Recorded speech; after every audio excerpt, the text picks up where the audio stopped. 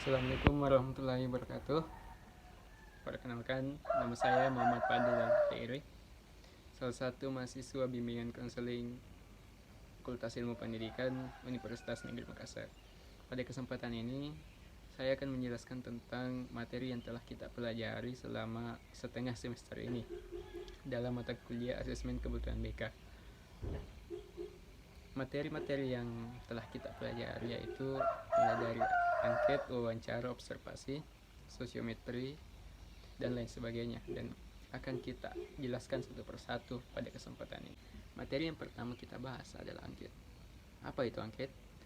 Angket adalah salah satu alat pengumpul data dalam bidang asesmen kebutuhan BK. Angket ini berupa pernyataan atau pertanyaan yang diberikan kepada konseli untuk mengetahui tentang data atau informasi yang relevan terhadap layanan bimbingan konseling, misalnya latar belakang keluarga, riwayat penyakit, riwayat pendidikan, kemudian masih banyak lagi. Selanjutnya kita akan bahas tentang fungsi angket. Apa fungsi angket dalam asesmen kebutuhan BK? Pertama adalah untuk mengumpulkan informasi sebagai bahan dasar dalam penyusunan program. Yang kedua adalah untuk menjamin validasi informasi yang telah diperoleh dengan metode lain. Yang ketiga adalah angket berguna untuk evaluasi program BK. Yang keempat adalah untuk mengambil sampling sikap atau pendapat dari responden. Selanjutnya adalah tujuan angket. Pada umumnya tujuan angket adalah untuk memperoleh informasi mengenai latar belakang peserta didik sebagai bahan dalam menganalisis berbagai permasalahan yang dialami oleh peserta didik dalam bidang belajarnya. Apa manfaat dari angket? Yang pertama adalah kita dapat mengetahui atau menggali teori-teori dasar yang telah ditemukan oleh peneliti dahulu. Yang kedua adalah untuk menghindari duplikasi. Selanjutnya, jenis-jenis angket itu apa saja? Jenis-jenis angket itu ada beberapa. Yang pertama adalah angket langsung, angket tidak langsung, angket terbuka, angket tertutup, dan angket campuran. Semuanya tergantung dari tujuan dari pemberian angket itu sendiri yang dilakukan oleh guru BK. Selanjutnya adalah wawancara. Apa sebenarnya itu wawancara? Wawancara adalah salah satu alat pengumpul data yang diperoleh dari sebuah percakapan antara narasumber dan pewawancara. Kelebihan dan kelemahan wawancara. Sama seperti alat-alat pengungkap data lainnya, wawancara juga mempunyai kelemahan dan kelebihan. Salah satu kelebihan wawancara adalah kita dapat mengeksplorasi pendapat, minat, dan sikap konseli lebih menyeluruh, serta dapat menggali makna kehidupan dan pandangan hidup dari konseli. Kemudian, salah satu kekurangan dari metode wawancara ini adalah tidak efisien, disebabkan karena berbagai pertimbangan, mulai dari waktu yang sangat lama, yang kedua adalah narasumber, dan berbagai hal lainnya. Selanjutnya adalah tahapan-tahapan wawancara. Dalam pengadministrasian wawancara ada beberapa tahap yang akan ditempuh ketika melakukan sebuah wawancara, yaitu adalah tahap persiapan, tahap pelaksanaan. Dalam tahap perencanaan atau persiapan, kita harus menentukan topik, menentukan variabel, menentukan indikator. Dalam tahap pelaksanaan mencakup langkah-langkah seperti persiapkan pedoman wawancara yang telah kita buat sebelumnya. Yang kedua adalah menetapkan kapan dan di mana wawancara akan dilakukan.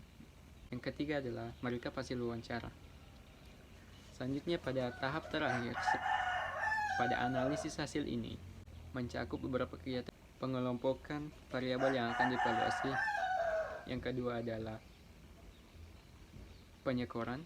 Ketiga adalah kesimpulan dari hasil wawancara kita. Materi selanjutnya adalah materi kelompok 3, yaitu observasi. Pengertian observasi secara umum adalah pengamatan yang dilakukan untuk mengetahui informasi di balik fenomena yang terjadi. Observasi atau pengamatan ini juga harus didasari dari sikap yang objektif dan harus dipertanggungjawabkan. Observasi juga didefinisikan sebagai pengamatan atau pencatatan yang dilakukan secara sistematis. Tujuan dari observasi yaitu adalah menggambarkan segala sesuatu hal terkait dengan objek penelitian. Satu hal yang dapat dijadikan alasan diperlukannya sebuah observasi adalah untuk mengetahui segala sesuatu terkait dengan objek penelitian tanpa harus mengira-ngira dan jelas. Jenis-jenis observasi dilihat dari keterlibatan subjek dan objek yang akan diobservasi. Observasi dibagi menjadi dua, yaitu observasi partisipan dan observasi non-partisipan. Selanjutnya, jika dilihat dari lingkungan objek yang akan diobservasi, observasi dibagi menjadi dua, yaitu adalah observasi naturalistik dan observasi eksperimental. Selanjutnya, khusus untuk bentuk observasi yang sistematik, observasi terbagi menjadi tiga, yaitu adalah observasi naturalistik, observasi survei, dan observasi eksperimental. Kelebihan dari teknik observasi ini yaitu sebagai informasi tambahan terkait tentang objek yang akan diobservasi. Yang kedua adalah dengan observasi kita dapat menjaring perilaku nyata dari objek yang diobservasi. Selanjutnya adalah kelemahan dari observasi ini. Observasi ini mempunyai kelemahan, salah satunya adalah diperlukan waktu yang sangat lama untuk mendapatkan hasil informasi dari suatu kejadian. Kemudian observasi ini dalam pengamatannya terkait objek yang akan diobservasi, yang telah diobservasi, cenderung subjektif karena orang yang merasa diobservasi akan cenderung mengubah perilaku alaminya, sehingga akan mempengaruhi dari hasil yang akan didapat dari observasi itu. Oke, selanjutnya kita akan bahas tentang sosiometri. Apa itu sosiometri? Sebelumnya, sosiometri itu berasal dari bahasa Latin, yaitu socius yang berarti sosial dan metrium yang berarti pengukuran. Jadi secara harfiah adalah pengukuran sosial. Sosiometri adalah metode pengumpulan data tentang pola struktur hubungan-hubungan antar individu-individu dalam kelompok. Metode ini didasari bahwa setiap kelompok mempunyai pola-pola struktur hubungan intrapersonal yang berbeda dan kompleks. Tujuan dari digunakannya alat sosiometri ini adalah yang pertama adalah untuk mengetahui hubungan interpersonal. Yang kedua adalah untuk mendeteksi adanya perilaku unkongruen dari dalam diri individu, sehingga kita dapat mengetahui permasalahan yang terjadi pada bidang sosialnya. Dalam sosiometri ini terbagi atas dua jenis. Yang pertama adalah sosiometri kriteria khusus dan sosiometri kuesioner. Pada sosiometri kriteria khusus, siswa akan diberikan sebuah lembaran, kemudian dalam isi dari lembaran itu yaitu tentang kriteria misalkan yaitu teman yang ingin dijadikan partner diskusi atau teman diskusi.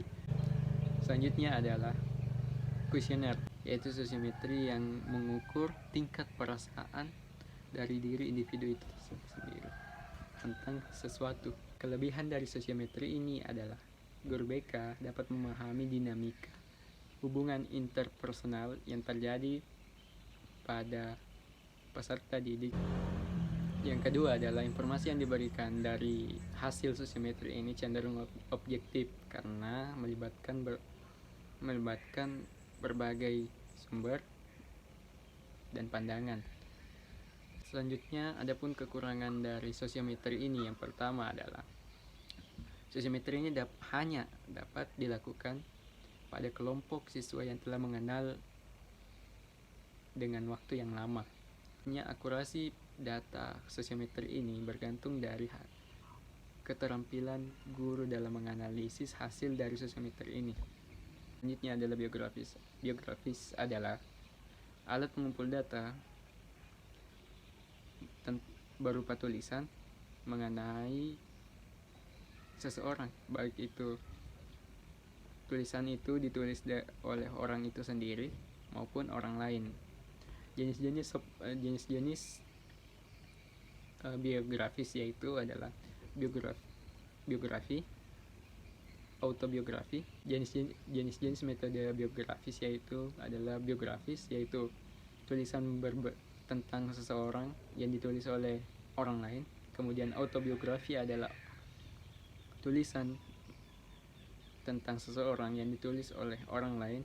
Selanjutnya adalah diari, tentang kehidupan sehari-hari yang ditulis oleh orang itu sendiri. Kelebihan dan kekurangan dari metode biografis ini adalah, yang pertama adalah hasil dari metode biografis ini adalah data yang otentik. Mengapa demikian? Karena data yang diberikan konseli merupakan hasil dari pengalaman yang mereka alami. Selanjutnya, kekurangan dari metode ini adalah kadang seorang konseling cenderung tidak menuliskan sesuatu yang real dalam dirinya. Selanjutnya, tes inventory adalah self-report questionnaire yang menentukan sikap, minat, bakat pada diri seseorang. Fungsi dan manfaat dari tes inventory ini adalah untuk mengetahui minat, bakat, dan kepribadian dari satu orang, sehingga kita dapat mengolah data tersebut. Macam-macam tes inventory ada banyak, misalkan tes Kraepelin, tes 16PF, dan lain sebagainya. Langkah penyusunan inventory yaitu mempunyai beberapa langkah yang sangat panjang, mulai dari perencanaan, tulisan butir, uji coba, pengadaan hasil, dan revisi. Selanjutnya adalah AUM. Apa itu AUM? AUM adalah alat pengungkap masalah yang diberikan kepada siswa, mahasiswa, dan masyarakat untuk mengungkap permasalahan yang terjadi secara keseluruhan dengan pertanyaan-pertanyaan yang umum. Tujuannya adalah untuk memahami, memperkirakan, dan mengungkapkan permasalahan yang dihadapi oleh konselor.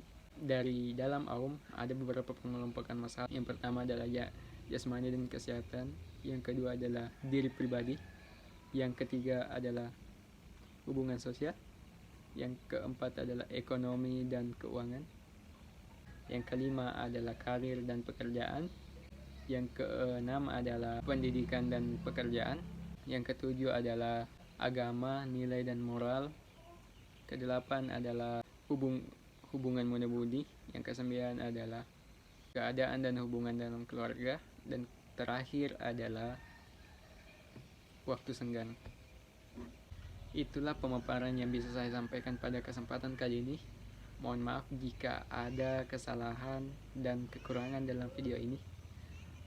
Sekian dan terima kasih. Saya Muhammad Fadlil Al-Gushairi undur diri. Wassalamualaikum warahmatullahi wabarakatuh.